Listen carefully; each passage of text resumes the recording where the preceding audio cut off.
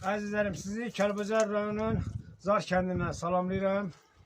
Demək olar 93 müharibəsində yağı düşmənlərimiz buranı zəbt eləyəndə, işğal eləyəndə şair Mehdixan müəllim, müəllim, Kərim kişi, Şamil Kərim kişi və bir neçələri gəlib bu. Bax, bu qaranlıq kahada 40 gün daldalanıblar düşməndən. Demək olar kahanın uzunluğu 100 metrdir. Bax, yağı düşmənlərimiz bizi bax, girovlarımızı bax burada məhv etdi. Bax, bu da bunların rəhmətliklərin, şəhidlərimizin bu ayaqqabılarıdır. Bax, bu qadın ayaqqabısıdır. Bu kişi ayaqqabısıdır. Allah Teala o yağı düşmənlərimizi məhv eləsin. Beqeyrət, benamus, şərəfsizlər. Bax, bizim müsəlmanlarımıza bax, burada zülm ediblər. Qaranlıq kaha. Qaranlıq kaha. Zarın qədimi kahasıdır. Qaranlıq kahadır bura.